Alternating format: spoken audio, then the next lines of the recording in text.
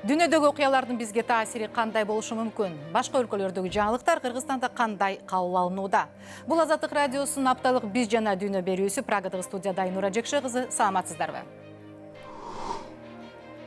АКШдагы президенттик шайлоо бул ирет эмнеси менен айырмаланды? Шайлоочулар тигил же бул талапкерге артыкчылык бергенде кайсы факторлорго көңүл бурушат? Эмне себептен бул жолу шайлоо учурундагы коопсуздук тууралуу көп айтылып келди? Вашингтондун Борбор Азия саясаты буга чейин кандай болуп келди жана кандай өзгөрүшү мүмкүн? АКШ менен Кыргызстан ортосундагы кызматташтык тууралуу жаңы келишимди тезирээк бүткөрүү канчалык маанилүү? Кыргызстандыктарга киргизилген виза чектөөлөрү кандай кесепеттерге алып келди? Эмесе биз бүгүн Кошмо Штаттардагы президенттик шайлоонун айланасында сөз кылмакчыбыз. Талкуубузга Чикаго шаарында жашаган мекендешибиз Ринат Самудинов катышат. Ал эми Бишкектеги студиябызда Кыргызстандагы Америка Соода палатасынын мурдагы аткаруучу директору Зарина Чекербаева. Саламатсыздарбы? Кошмо Штаттарда президенттик шайлоонун жеңүүчүсү аныктала элек. Быйыл алдын ала же почта менен добуш бергендер көп болгондуктан бир катар штаттарда бюллетендер дали саналып жатат.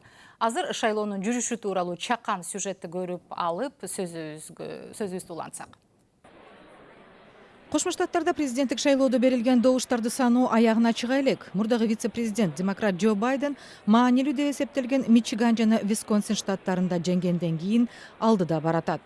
Дагы 4 штат Аризона, Джорджия, Пенсильвания жана Неваданын жыйынтыктары чыга элек чакта Байден азырынча шайлоочулар коллегиясынын 253, ал эми республикачыл талапкер президент Дональд Трамп 214 добушун топтой алды.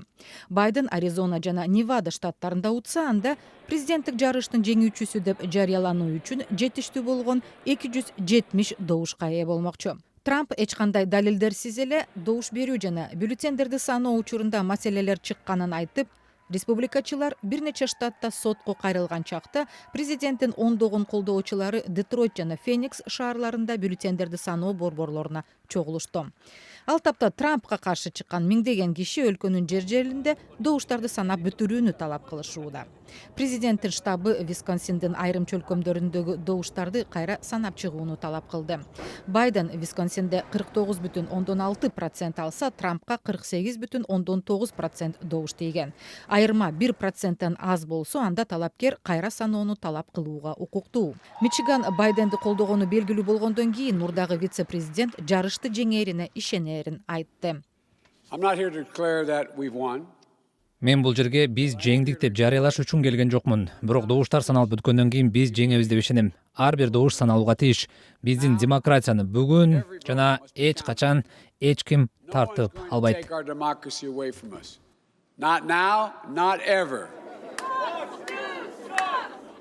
Анын алдында ачууланган топ шайлоо борборуна чыгып, добуштарды саноону токтоткула деп үндөштү.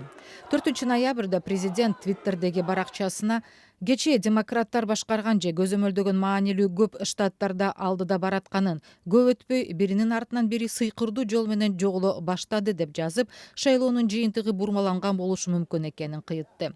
Европадагы коопсуздук жана кызматташтык уюму Трамптын билдирүүсүн сындап, добуш берүүнүн жыйынтыгынын бурмаланышы тууралуу далилдер болбогонун маалымдады. Уюм ошондой эле АКШдагы президенттик шайлоо атаандаштыкта жакшы өткөнүн белгиледи. Президент ошондой эле 4 ноябрга оогон түнү Вашингтондо тарапкерлердин алдына чыгып сүйлөп, эрте эле шайлоону жеңгенин айткан. Америка элине укмуштуудай колдоо көрсөткөнү үчүн рахмат айтам. Бүгүн бизге миллиондогон адамдар добуш берди. Абдан капаланган бир топ ал адамдардын укугуна шек келтиргенге аракет кылды. Биз ага чыдабайбыз. Биз чоң майрамга камданып жатканбыз. Биз баарын жеңип жатканбыз жана кокустан эле токтоп калды. Бүгүн биз укмуштуудай жыйынтык көрсөттүк. Шайлоо үчүн жооп берген расмий адамдар миллиондогон мыйзамдуу бюллетень саналууга тийиш дегендерине карабай, Трамп добуштарды саноону аяктоого чакырды. Байдендин штабы бул америкалык жарандардын демократиялык укуктарын тартып алуу аракети деп президенттин билдирүүлөрүнө каршы чара көрөөрүн айтты. Ринат, сиз мындайча айтканда окуялардын чордонунда жүрөсүз, ошол азыркы маанайды сүрөттөп берсеңиз. Азыркы маанай эки талапкердин тарапташтары жыйынтыкты күтүп турган учур. бир топ баягы активисттер колдоо көрсөтүп соц сеттерде байкасаң болот, ар бир өзүнүн тараптуу талапкерине күйүп жаткан учуру колеблющий штаттар деп коет, ошол жерлерде катуу талаш болуп атат. Эми мындай эсеп менен да 1-2%, 1% айырмасында келет, даже 0,5% менен келе атышат да эки талапкерде.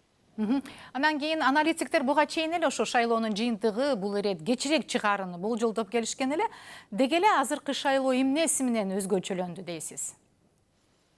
Азыркы шайлоо ушул пандемия учурунда болуп жатат. Көбүнчө шайлагандар деген бул добуш бергендер башында бир 90 миңден ашык добуш берүүчү, 90 миллиондон добуш берүүчүлөр деген почта аркылуу шайлаган.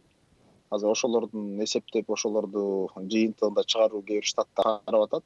Эксперттердин деле айтуусунда болуп көрбөгөндөй эки жактын катуу кармаш болду. Ошонус менен өзгөчөлөнөт.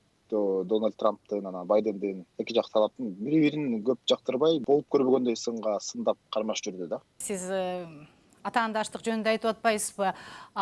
Коом, америкалык коом мындай кандай десем, бөлүнүп калган деген ойлорду айтылып атат да. Ошол сезилеби, канчалык сезилет мындай күнүмдүк турмушта? Эми Америка эли өзү деген сылык сыпа келет да. Анан көп киргизбегенге аракет кылат, бирок көбүнчө жанакындай актар жашаган штатка караганда мурунка караганда сезилет деп биздин деле мисалы айдоочулар деле айтып калат. Бир топ протесттер жүрбөдү? Расалык теңсиздикке каршы. Ооба, расалык теңсиздик. Ошол дагы көп бул мисал катары билгизет, себеп дегенде ошондой баягы билинбеген, мындай скрытый буга чейин болуп келгендей, быйыл ошол ачык чыгып протестке айланды деп айтышат да. Эмесе эң жогорку кызматка атсалышкан президент Дональд Трамп менен мурдагы вице-президент Джо Байден быйыл атсалышты. Ошол талапкерлердин басып өткөн жолун көрүп алсак.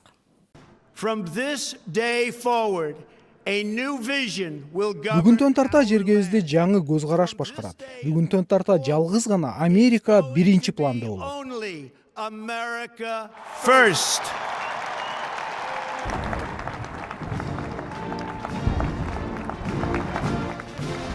Дональд Трамп 2017 жылдын январь айындагы инаугурацияда ушундай жалындуу сөзү менен АКШ президентинин кызматына киришкен. Бизнесмен жана тележылдыз буга чейин саясий кызматты аркалаган эмес. Ал Американы кайрадан улуу өлкө кылабыз деген уран менен шайлоону жеңип чыккан. Трамп кылмыштуулукка каршы күрөшүүнү, соода келишимдерин кайра карап чыгууну, мыйзамсыз иммиграцияны токтотууну жана консервативдүү сотторду кызматка дайындоону убада кылган. Эми аны сүрөгөн тарапкерлеринин колдоосу менен экинчи мөөнөтүнө киришкени турат. Биз бир жолу кылганбыз, эми дагы бир жолу кылганы турабыз. Бул ирет биз ишти аягына чыгарабыз. 2016-жылы республикалык партиянын ичинен Трамп сурулуп чыгып көпчүлүктү таң калтырган. Өнөктүк маалында бир топ аялдар Трамптын асылганын айтып чыгышса, өзү андай дооматтарды четке каккан. 2016 жылдын ноябрындагы президенттик шайлоодо Трамп жалпы добуштардын саны боюнча Хиллари Клинтондон артта калганы менен шайлоочулар коллегиясынын көпчүлүк добушуна ээ болуп, жеңүүчү аталган. Трамп кызматка киришери менен Кошмо Штаттардын кызыкчылыктарын алдыга коем деген убадасын аткарууга киришти. Ал АКШ менен Мексиканын чегиндеги дуалды кеңейтүүнү чечип, калкынын басымдуу бөлүгүн мусулмандар түзгөн 7 өлкөгө иммиграциялык чектөө киргизди. 2017 жылы АКШ климаттын өзгөрүшүн токтотууну көздөгөн Париж келишиминен чыгаарын жарыялады. 2015 жылы Ирандын өзөктүк программасын чектей турган өзөктүк келишимди бузду. Ал мындан да пайдалуураак келишимге жетишсе болорун жөө келтирген. Иран боюнча келишим АКШ кошулган эң начар жана бир тараптуу макулдашуу болгон. Трамп Орусия менен алаканы жакшыртуу ниетин билдирип, президент Владимир Путинди көтөрө чалып сүйлөгөнү белгилүү. Бирок ал Бейжиңди кескин сынга алып, Кытайдан импорттолгон товарларга тарифтерди көтөрүп, соода согушун баштаган. Акыркы 25-30 жылда бизди кытайчалык эч ким тоногон эмес. Ал 2019 жылы жакынкы чыгышта Ислам мамлекети террордук тобу жеңилгенин жарыя кылып, күрд күчтөрүн таштап кетти деген айыптоолорго карабай, АКШнын аскерлерин Сириянын түндүгүнөн чыгарып кетүү планын жарыялаган. Трамптын администрациясы иликтөөлөргө да туш болуп келди. Орусиянын 2016 жылдагы президенттик шайлоого кийлигишүү аракеттерин териштирген көз карансыз прокурор Трамптын шайлоо штабы менен Кремльге тиешеси бар орусиялыктардын болжолдуу байланышында иликтеди. Прокурор Трампка жана анын өнөктөштөрүнө кутум тууралуу айып тагууга жетиштүү далил жок деген бүтүнгө келген. Бирок президент Трамп сот адилеттүүлүгүнө тоскоолдук жаратканбы же жокпу деген маселенин башы ачылбай калган. Ошентсе да иликтөөгө байланыштуу Трамптын бир нече өнөктөшү соттолгон. 2019 жылдын декабрында демократтар көзөмөлдөгөн өкүлдөр палатасы Трампка бийликтен кыянат пайдалануу жана Конгресстин ишине тоскоолдук кылуу деген беренелер менен импичмент аракетин баштаган. Трамп саясий атаандашы мурдагы вице-президент Джо Байденди жана анын уулу Хантерди иликтөө үчүн Украинага басым көрсөткөн деп айыпталган. Республикачылар көзөмөлдөгөн Сенат эки берене боюнча тең Трампты актап, импичментти четке каккан. Азыр болуп жаткан нерселер Америка саясатындагы жападан жалгыз ири көз боймоочулук.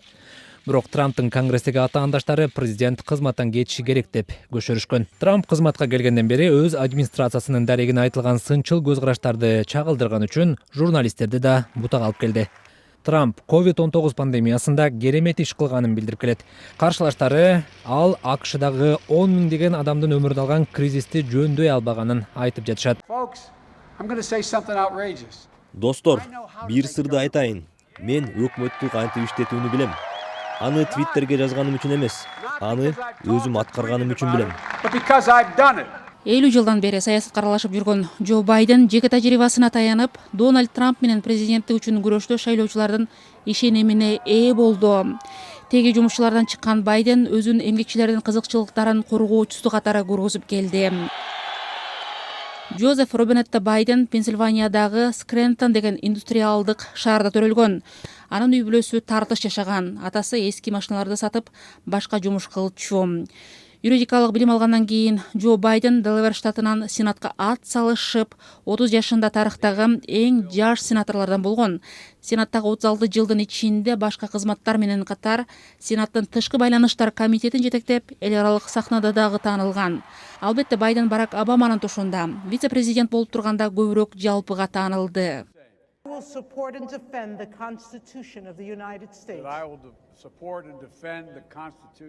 Эл аралык мамилелерде Байден АКШны үстөлдүн башына кайтарууну максат кыларын айткан. Азыркы кампаниянын жүрүшүндө Байден Иран менен 2015 жылы түзүлгөн эл аралык ядролук келишимди калыбына келтирерин ишарат кылган. Трамп ал макулдашуудан 2018 жылы чыгып кеткен. Байден ошондой эле Орусияга каршы катаал позицияны ээлеп, Москванын Украина менен жаңжалындагы ролун жана АКШдагы 2016 жылкы шайлоого ыктымал кийлигишүүсүн айыптаган. Байдендин саламаттык сактоо системасын реформалоо демилгесине үй бүлөсүндөгү жеке трагедиясы дагы түрткү бергенин айткан. Уулу Бо 46 жашында рактан көз жумган, биринчи аялы менен кызы 1972 жылы автокырсыктан каза тапкан. Медициналык камсыздоону артыкчылык эмес. Ага окугу бардык кишилерде болуш абзел. Атаандашы Трамптай болуп, Байден дагы жеке турумундагы айрым терс жактары үчүн айыпталган. Мурдагы аял кесиптештеринин ичинен Байдендин адепсиз мамилесин айыпташса, бирөө ой боюна койбой асылганы үчүн айыптаган. Байден ал дооматты четке каккан. Ошондой эле вице-президент болуп турган кезде уулу Хантердин Украинадагы Бурисма газ компаниясынын директорлор кеңешинин мүчөсү болгону чоң сынга кабылган. Байден уулу экөө тең эч кандай мыйзамсыз ишке барбаганын айтып келишти. Бирок Хантер ал кызматка баруу менен ката кетиргенин мойнуна алган. Ренат, ушу шайлоочулар негизинен тигил же бул талапкерге артыкчылык бергенде, добуш бергенде кандай жагдайларга, кайсы убадаларына же иштерине көңүл бурушат? Көбүнчө ошо консерваторлор республикалык партиясында. Алар деген ошол консерватордук идеяларды, өзүнүн мурунку мисалы абортко каршы идеясын жана башка мындай. Ошонун негизинде быйыл Трамптын дагы баягы кичине улуучулдуктагы чакырыктары дагы бир топ буларды мобилизация кылды окшойт. Себеп дегенде мисалы миграция маселесин жоёбуз, мигранттарды келип биздин жумуштарды тартып алып атат деген сыяктуу лозунгтар менен актар жумуштарын тартып атат деген лозунгтар менен Трамп өзүнүн электоратына сүймөнчүккө ээ болгон. Байден тарап болсо тескерисинче мигранттарды колдоп, ал демократтар, алар демократиялык принциптерди, мигранттардын укугун, мигранттардын талаптарын коргоп, ошол эки жакта күрөш болду. Анан быйылкы дагы өзгөчөлөнгөнү бир топ республикачыл билимдүүлөр демократтарга ооп кетти. Себеп дегенде алар ошо Трамптын өзүнүн жеке бир манераларын көп жактырбай, демократтарга да ооп кетти да.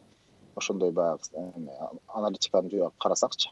Анан экономикалык дагы кадамдарын да эске алыш керек го. Анткени мисалы үчүн биз ошол шайлоонун алдында бүгүн ошол добуш берип жаткандарды уксак, ошол айрым берүүлөрдү Америкадан тартылган.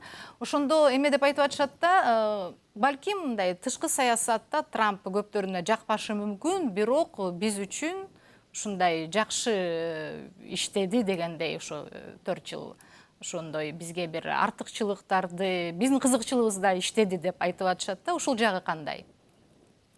Негизи ошо Трамп өзүнүн ушул 20-жылкы шайлоого ошо экономикалык Американын экономикалык жагынан бутка турат, болуп көрбөгөндөй бир өсүшкө ээ болот деп ошого иштеп келген. Анан анын планын ушул пандемия бузду. Пандемия учурунда болуп көрбөгөндөй адамдар жумушсуз калды, экономика кыйын акыбалга дуушар болду да. Себеп ал болбогондо экономик жактан чын эле Трамп мисалы өзүнүн Американын ичиндеги маселелерге көбүрөөк көңүл буруп келген да. Мисал келтире аласызбы? Кандай экономикалык, кандай артыкчылыктарды? Мисалы көбүнчө ошо айтып койм. Пока эми айтуу сөз жүзүндө, бирок деген мисал Кытайдагы баягы чыгып кеткен жумуштарды кайра Америкага кайрып келебиз, кайрып келем. Ошолорду келип американецтерге кайра жумуш орун түзөм деген нерселерди. Анан ошол эле Кытайдан келген товарлардын пошлинасын көтөрүү боюнча, өзүнүн внутренний продукцияны өнүктүрүү боюнча ошого шарт түзөм деген маселелерди көтөрүп келген да. Рахмат, Ринат. Ушул жерден АКШдагы шайлоо системасынын өзгөчөлүгүн дагы айта кетүү зарыл. АКШдагы шайлоодо америкалыктар талапкерлерге түздөн түз добуш беришпейт. Алар добуштарын шайлоочулар коллегиясына же саясий партиялар дайындаган тандоочулар тобуна өткөрүп беришет. Коллегия мүчөлөрүн саясий партиялар дайындайт. Алар ошол партияны колдоорун айтканы менен ага милдеттүү эмес. Өлкө боюнча тандоочулар коллегиясы 538 кишиден турат. Ар бир штатта демографиялык жана башка критерийлерге жараша белгилүү сандагы өкүлдөрү болот. Эң көп киши 55 Калифорниянын өкүлдөрү. Ал штаттан эң көп добуш алган талапкерге бардык 55 добуш тиет. Ушундай эле принцип Небраска жана Мэнден башка бардык штаттарда колдонулат. Бул эки штатта ар бир тандоочу атайын округга бекитилген. Коллегияга тиешелүү 538 добуштун кеминде 270-ин алган талапкер шайлоону жеңип, Кошмо Штаттардын президенти болуп калат. Эгер талапкерлер шайлоочулар коллегиясынын бирдей сандагы добуштарын алса, же эч кимисине 270 добуш тийбей калса, анда акыркы чечимди өкүлдөр палатасы кабыл алат. Акыркы жолу мындай кырдаал 1876 жылы түзүлгөн. Шайлоочулардан жалпы калк арасында канча добуш алганы эч кандай роль ойнобойт. Алсак, 2016 жылы Хиллари Клинтонго Дональд Трампка караганда 3 миллиондон көп киши добуш берген. Коронавирус пандемиясы учурунда участкаларда элдин көп топтолуусунун алдын алуу үчүн бир топ шайлоочу почта аркылуу добуш берди. Бул жаңы практика эмес. Каттоого турган шайлоочуларга буга чейин да бюллетендер автоматтуу түрдө почтадан келчү. Айрым штаттарда почта аркылуу өз тандоосун билдирүү үчүн уруксат сураш керек болсо, башкаларында андайга өзгөчө учурларда гана жол берилет.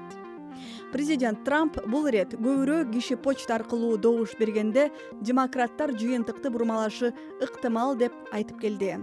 Чынында да бул система кынтыксыз деп айтууга болбойт. Мисалы, Нью-Йоркто 100 миңдей шайлоочу алган конверттерде типографиялык каталар бар болуп чыккан. Анын айынан добуштар саналбай калат деген кооптонуу пайда болгон. Бийлик кырдаалды оңдоого убада берген. Бирок мындай инциденттерге карабай, изилдөөлөр почтадан добуш берүүнүн жардамы менен шайлоону бурмалоо мүмкүн эмес экенин көргөздү. Бюллетендерди жана шайлоочулардын колдорун текшерүү үчүн атайын процедуралар каралган. Элиза Кененбаева, Азаттык. Зарина, акшдагы президенттик шайлоого ар дайым кунт коюп, жакындан байкоо салып келишет дүнү коомчулугу. Сиздин көз карашыңызда ошо ал өлкөдөгү шайлоого чейинки үгүт иштеринин жүрүшү эмнеси менен кызыктуу же өзгөчө болду? Бул Америкадагы шайлоо системасы, процесси негизи аябай кызыктуу, анткени бул 100 жыл, 200 жылдык өзүнүн тарыхы бар. Бизге мен өзүм да талапкер болгондуктан жакында Кыргызстанда өткөн шайлоодо биздин жогорку кеңешке мага 2 эсе 3 эсе десем кызыктуураак болду. Азыркы Америкада өтүп аткан шайлоону байкап, көрүп, кандай кызыктуу нерселер болуп атат. Эми бизде деген мисалы Кыргызстанда шайлоого бир 3 ай, 4 ай, 6 ай ашып кетсе, калганда көбүнчөсү аттанат, шайлоо үгүт жумуштарын өткөрөт. Мисал болсо, Америка шайлоо системасында булар айтышат да, шайлоо бүттү деген күнү эртеси кайра эле шайлоого аттанышат да. Буларчы мисалы 3 ноябрда шайлоо өттү, 4-ндө жыйынтыктар чыккан күнү булар ошо 4-нөн баштап жанагы партиялар иштеп башташат, өзүнүн үгүт жумуштарын өткөрүшүпчү. Анан быйылкы 2020-жылы өткөн шайлоо бул негизи АКШда эмес, башка өлкөлөрдө да аябай кызыктуу өтүп атат, анткени баягы COVID-19 өзүнүн корректировкаларын киргизди дагы. Мисалы, Америкада Ринат мырза да кичине айтып кетти. Быйыл мисалы эң кызыктуу нерселердин бири бул тарыхта биринчи жолу болгон рекорд дейт. Бул 100 миллион киши алдын ала шайлоо добуштарын беришкен. Бул 2016 жылдагы шайлоо менен салыштырганда бул 70% добуштар берилген да. Эми бул деген негизи эң кызыктуу нерсе. Анан азыр жана өзүңүз жакшы көргөн бир актерлорду же артисттерди карасаңыз, ушунчалык ушу шайлоо процессине катышып жатышат. Бул көбүнчөсү мисалы бир кандидат үгүттөгөн жок, бул шайлоого катышуу үгүтүн өткөрүшкөн да. Бул жерден эми биздин маданиятка да киргизчү нерсе деп ойлойм да. Андан сырткары быйыл мен байкаганыман дагы жанагы мен деген журналдар, Vogue болобу, Time болобу, Economist деп булар эч качан саясатка кийлигишчү эмес. Ушулар биринчи жолу мен окуп баштасам ар кайсы жерлерден булар деген негизи тарыхында дагы өзүнүн жанагы сырткы бетине, тышкы бетине эч качан шайлоо жөнүндө үгүт материалдарды же ар кандай бир нерселерди кылчу эмес. Быйыл ошо көбүнчөсү ошо өзүнүн сырткы бетине келип шайлоого катышкыла деген үгүт кампаниясын өткөрүшкөн. Кээ бир жерлерде мисалы эмнеге Байденди шайлашыңар керек деп, анан жанагыга чейин да Ринат мырза да айтып кетпеди, баягы республиканисттердин көбүнчөсү баягы Дональд Трампты 4 жыл мурда колдоп келгендер быйыл өздөрүнүн ой пикирлерин дагы өзгөртүштү да. Анткени баягы Дональд Трамп өзү пандемияда көп жардам берилген жок, көп колдоо көргөзүлгөн жок деп, көп колдоо да алган жок да өзүнүн элинен.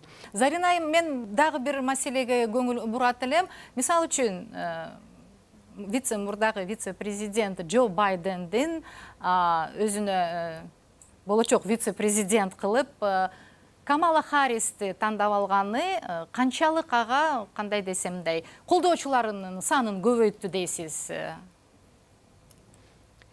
Бул жерден менин оюм боюнча чоң колдоо алды, анткени Камала Харрис бул өзү баягы Калифорния эң чоң штаттын сенатору. Биринчиден, экинчиден бул жаңы бет, жаңы инсан. Андан сырткары бул баягы айым болгондон айым өзү деген ар кайсы башка улут мен билебиз да, бул Америка баягы ар кайсы мигранттардын өлкөсү негизи. Анан баягы түйү башка өлкөнүн өкүлү болгондуктан бул көп жерден колдоо көрсөтүлдү да. Анан баягы айымдар арасынан аябай көп колдоо көрсөтүлүп келатат.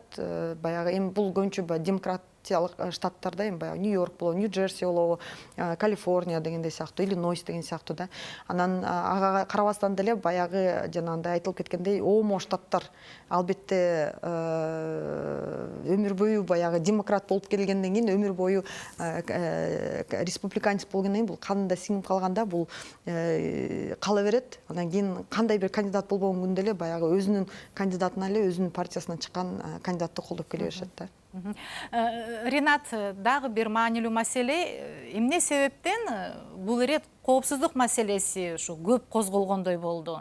Эки жактын тең тарапташтары радикалдуу настройлордо турат. Мисалы өзгөчө бул Дональд Трамптын тарапташтары жанагы оңчулдарды булар жада калса өзлөрүнүн жана мындай вооруженный да ошондой митингтерге чейин чыгып жүрүшөт. Ошол себептен эки жак беспорядок болуп кетпесин деп, себеп дегенде буга чейинки ошол жана расалык келишпестиктер боюнча протесттерде дагы баягы тоноолор жанакындай баягы зданияларды талкалаган эме учурлар көп кездешкен. Ошол себептен бул шайлоонун эртеси ким утса дагы утулган тарап көчөгө чыгышы мүмкүн. Ошол саясатына, ошол шайлоонун жыйынтыгына макул болбойт деп, ошол себептен кооптонуп эртерээк мисалы чоң шаарларда өзлөрүнүн жана магазиндер, соода саттык болгон жерлер өзлөрүнүн терезелерин жаап, доскалар менен бекитип, тонолуп кетпесе экен деген бир коопсуздук чараларын көрүп жатышат да. Сиздер Азаттыктын биз жана дүйнө берүүсүн көрүп жатасыздар. Прагадагы студияда Айнура Жекше кызы эми Вашингтондун тышкы саясаты, анын ичинде Кыргызстан менен АКШнын мамилелери тууралуу сөз кылсак, Зарина, Америка Оганстандагы согушту аяктап аскерлерин чыгарып жатат. Муну менен Борбор Азиянын стратегиялык мааниси солгундайбы, кандай дейсиз? Эми бул боюнча ар кандай ой пикирлер азыр айтылып жатат. Эми биз билесиз 2015-те жанагы өзүбүздүн Кыргызстан менен АКШнын ортосундагы түзүлгөн кызматташтык келишимди дагы денонсация кылганбыз. Ошонун азырынча сөз болгон биздин политологдор, саясатчылар айтып келген сөздөр боюнча бул азырынча белгисиз болуп жатат. Бул жерде мүмкүн Орусия же Кытайдын позициясы күчтөлүп калышы мүмкүн.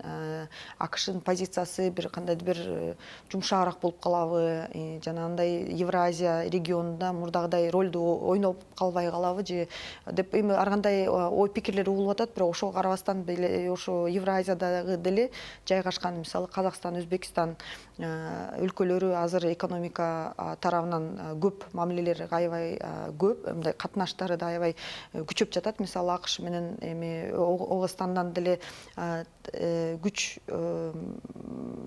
күчтөр чыккан күнү деле баягы экономикалык катнаштарды колдоп келе берет деген ой пикирлер менен, бирок ал жагынан деле жанагындай ар кандай радикалдуу күчтөр пайда болуп кетиши мүмкүн деген да ой пикирлер угулуп жатат. Эми аны баягы ар кайсы саясатчылардын ойлору ар кандай болуп атат, эми аны да көрөрбүз. Албетте, анан Зарина, сиз сөз кылган ошол документ Кыргызстан менен АКШ ортосундагы кызматташтык тууралуу келишим бир тараптуу денонсацияланган. Анан ошондон кийин ортодогу соода экономикалык катнашка кандай залака тийди? Мисалы үчүн ортодогу соода жүгүртүүнүн көлөмү канчалык азайды? Бул жагынан биз Америка соода палатасы болгон көп аракеттерди кылдык. Баягы Кыргызстан менен Американын ортосунда ишмерлешкерлердин мамилелери көбөйүп, оңоюп койгонго, бирок ошонго карабастан, мисалы эгерде жанагы сандарды карап келсек, 2009-2010 баягы биздин эң бийик, эң чоң көлөм болгондо бул товар оборот боюнчачы, бул экспорт импорт боюнча. Анан эми бул 2010дон баштап 2019-2020 көп деле эчтеке болгон жок. Пандемия өзүнүн корректировкаларын киргизди деп атпайбыз. Баягы цифралар аябай түшкөн. 2 эсе, 3 эсе бери жагы эле. Мисалы, эгерде 2019 деле алсак, биздин өлкөгө импорт боюнча бир 90 миллион доллардан эле товар киргизилген.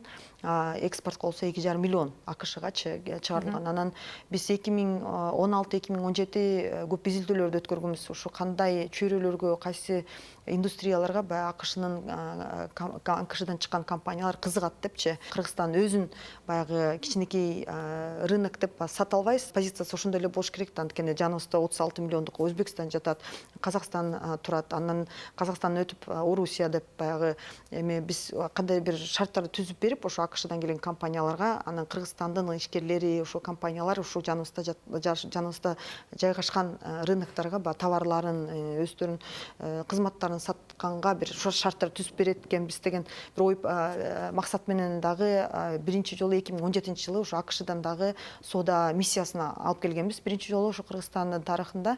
Анан ошол жерде көбүнчөсү акцент кылган индустриялар бул туризм, айыл чарба. индустриялары болчу. Андан сырткары бул IT тарабына аябай көп көңүл бурушкан да.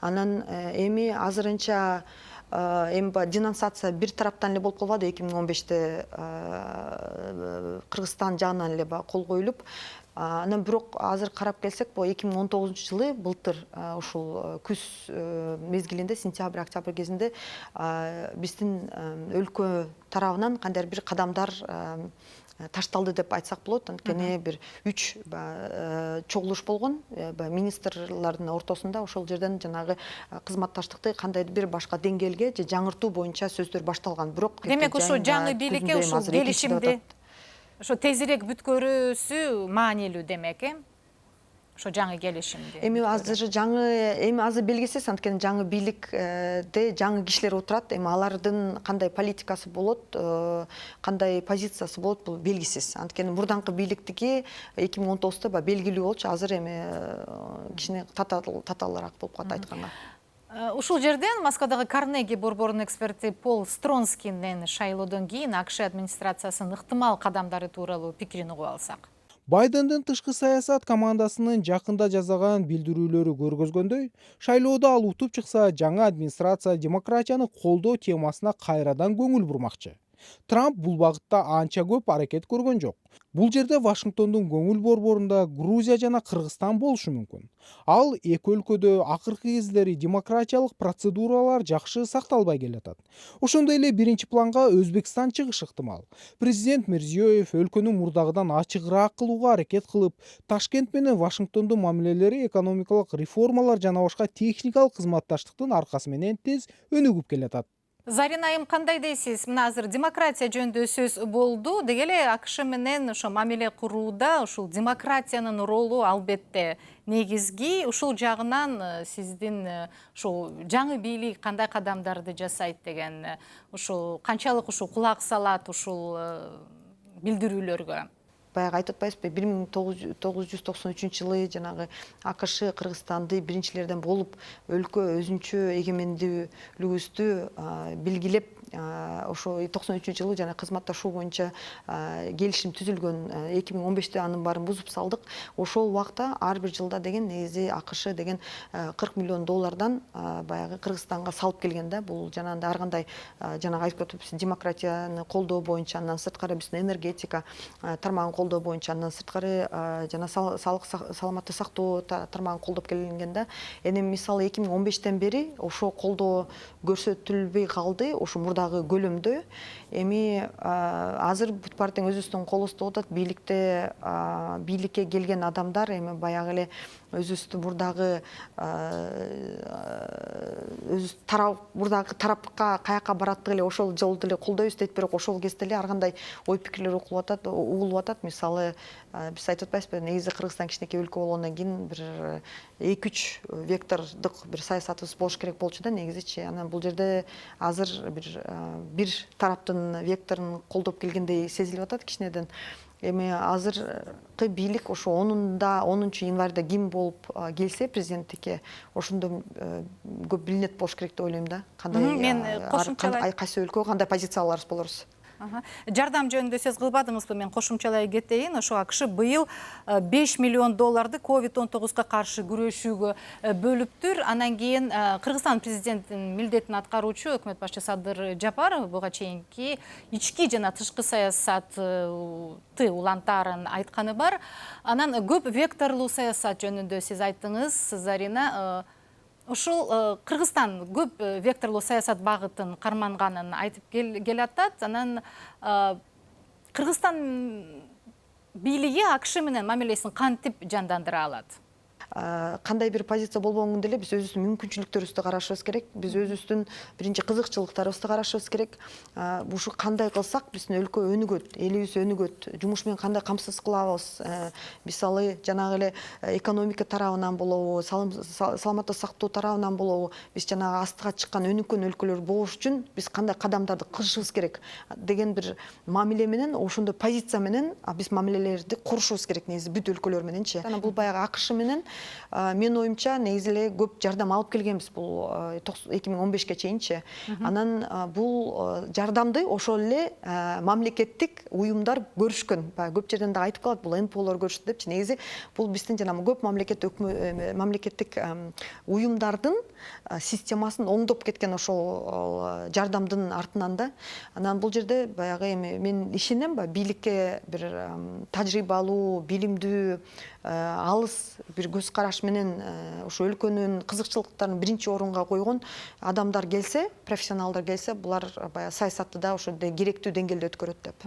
Демек, Америкада ким шайланбасын президент болуп, кимиси келбесин, кайсы партиясы келбесин, албетте Кыргызстандын дагы, расмий Бишкектин дагы кадамдарына көп нерсе көз каранды.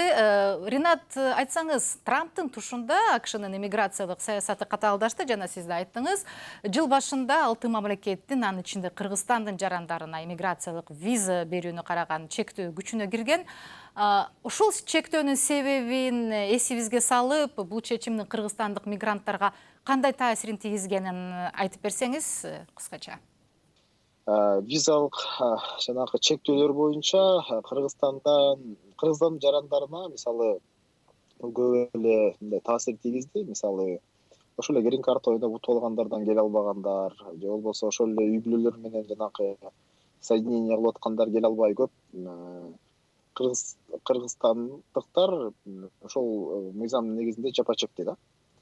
Анан кийин эми көбүнчөлөр ошол баягы жанагы 6 мамлекет банга түшкөндө, бияктан АКШта жашагандар группалары түзүп, ошолорду бир элчилик менен жолугуп, ошол маселелерди тездетип чечкенге аракеттер кылып, бир топ иш аракеттер болду бияктачы.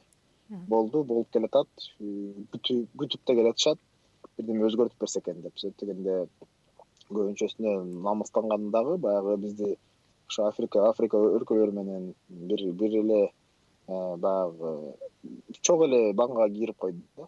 Кошумчалай кетсем, АКШнын Бишкектеги элчиси Лю мырза ошол жаңы бир интервьюларынын биринде ушул маселе АКШдагы президенттик шайлоодон кийин караларын айтты. Сиздерге чоң рахмат. Ошон менен Азаттык радиосунун Биз жана Дүйнө телепрограммасын аяктайбыз. Биз бүгүн Кошмо Штаттардагы шайлоонун тегерегинде сөз кылдык. Берүүбүзгө Чикаго шаарында жашаган мекендешибиз Ринат Самудинов, ошондой эле Кыргызстандагы Америка Соода палатасынын мурдагы аткаруучу директору Зарина Чекербаева катышты. Бул Биз жана Дүйнө берүүбүздү шейшемби күндөрү ЛТР телеканалынан, Азаттык.орг сайтыбыздан, ошондой эле YouTube'дан да көрүп туруңуздар. Прагадагы студиядан сиздер менен Айнура Жекше кызы коштошот. Саламатта калыңыздар.